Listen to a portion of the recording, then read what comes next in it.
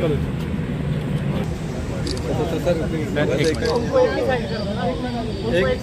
काम करो, एक ही भैया हाथ में करो ना यार, क्या कर रहे हैं यार। सर पीछे आ जाओ ना सर। आप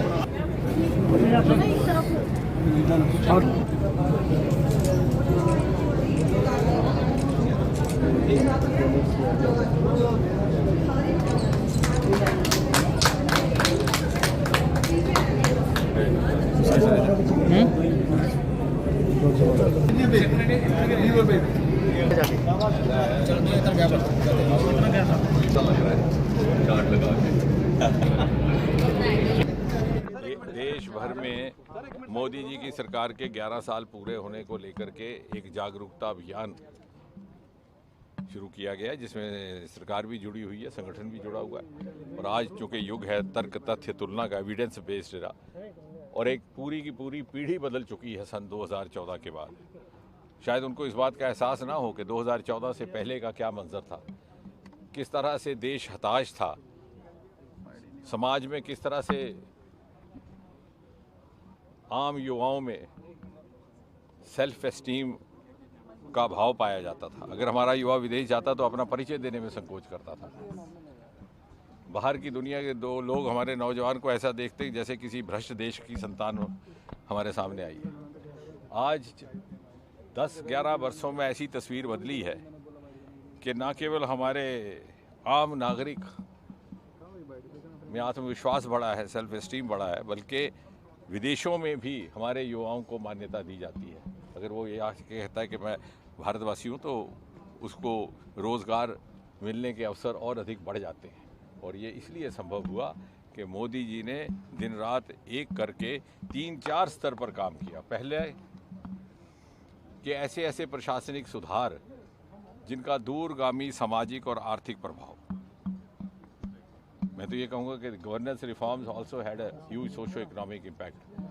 और लगभग 1600 ऐसे कानून नियम जो समय के साथ अपना औचित्य खो बैठे थे, उनको ख़त्म कर दिया गया। चाहे वो गेस्टेड अफसर से टेस्टिंग कराने का था, चाहे वो नौकरियों में इंटरव्यू को लेकर के था, चाहे वो फैमिली पेंशन्स के कानून थे जहाँ पे तलाकशुदा बेटी को फैमिली पेंशन का हक नहीं मिलता था। दूसरा, टेक्नोलॉजी का भरपूर उपयोग किया गया for ease of living, for ease of health, for ease of business, for ease of education. और उसका नतीजा ये कि आयुष्मान भारत जैसे हमारे सफल प्रयोग रहे। आज 116 करोड़ भारतवासी मोबाइल यूज़र्स हैं, बल्कि मैं तो कहूँगा कि when more than one citizen are using a single mobile, almost 140 can be described as mobile users। तीसरा, एक नया वर्क कल्चर मोदी जी ने लाया जिसको कहते हैं सैचुरेशन कल्चर। जिस शख्स को जिस चीज़ की आवश्यकता है उसकी पूर्ति की जाए, जहाँ जिस चीज़ की कुताही रह गई पिछली सरकारों के द्वारा उस अभाव को पूरा किया जाए। वोट की राजनीति से ऊपर उठ करके अगर 4 करोड़ प्रधानमंत्री आवास योजना के तहत घर बने हैं तो ये ना पूछा गया कि घर हिंदू का है, मुसलमान का है, दलित का है कि ब्राह्मण का, और ये भी ना पूछा गया कि पिछली बार किस पार्टी को वोट दिया था। एक नई कार्य संस्कृति राजनीति में लाने का काम मोदी जी ने किया। इसी प्रकार चाहे उज्ज्वला के गैस, जब 10 करोड़ गृहिणियों के घर पहुंचा तो ये ना पूछा गया कि वो किस पार्टी को वोट देती है। इसी तरह अन्य योजनाओं की भी बात कर लें, लंबी सूची है। साथ ही साथ एक दूरगामी दृष्टि के साथ, फ्यूचरिस्टिक विजन के साथ अपनी विरासत को भी कायम रखना, जैसे मोदी जी ने कहा विकास भी और विरासत भी। प्रधानमंत्री विश्वकर्मा जैसी योजना, अद्भुत योजना, वो हुनर जो हमारी हिंदुस्तान की तहजीब को ज़िंदा रखने का काम करते हैं वो कहीं खो ना जाए रोज़गार की होड़ में, अगली पीढ़ी के बच्चे उसको अपनाने से इनकार ना कर दें क्योंकि उसमें कोई आमदनी नहीं, चाहे वो चिकनकारी है, चाहे वो पश्मीना है, चाहे वो चित्रकारी है, चाहे वो किश्तवाड़ में बिनने का काम है, तो उसको भी ज़िंदा रखना और साथ ही साथ उसको अपनी रोज़गार का ज़रिया बनाना। उसके लिए सरकार ने आर्थिक सहयोग भी दिया, तकनीकी सहयोग भी दिया, प्रशिक्षण भी दिया, टूल किट के पैसे भी दिए और प्रशिक्षण के साथ साथ स्टाइपेंड दिए। ऐसे ऐसे वर्गों की चिंता हुई जिनको हमेशा नज़रअंदाज किया गया था। आज तक किसी सरकार ने, किसी प्रधानमंत्री ने रेडी वाले की चिंता ना की होगी। प्रधानमंत्री स्वनिधि योजना, लगभग 1 करोड़ उसके लाभार्थी रहे। और कई एक ऐसे कानून जो अंग्रेज़ों के समय से चले आ रहे थे, उनको समाप्त करने का काम हुआ। जो कुरीतियाँ थी, जैसे सर्टिफिकेट टेस्ट कराना, dubious legacy of the British empire, महिलाओं के सशक्तिकरण के काम। और मोदी जी ने प्रधानमंत्री बनते ही सन 2014 में पहली बात कही थी कि मेरी सरकार गरीब को समर्पित, और फिर इसी परिभाषा को 2-3 साल के बाद उन्होंने कुछ इस तरह से रखा कि मैं केवल 4 वर्गों को जानता हूँ, गरीब, किसान, महिला और युवा। और आप देखेंगे जितनी भी योजनाएं हुई वो इन्हीं वर्गों के केंद्रित। साथ ही साथ ऐसे सेक्टर्स एक्सप्लोर किए गए जिन्हें पहले कभी ना तराशा गया ना तलाशा गया। स्पेस, इसरो का जन्म सन 1969 में हुआ, जब अमेरिका ने पहला मानव उतारा था। लेकिन साउथ पोल चंद्रमा पर पहुंचने वाले सबसे पहले हमारे चंद्रयान 3 थे।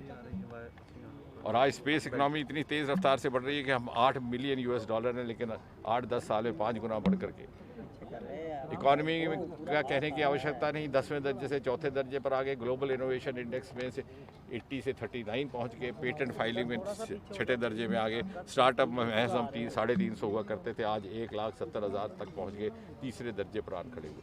इसी तरह हमारे समुद्री सरमाए, डीप ओशन मिशन, इसकी भी घोषणा मोदी जी ने की।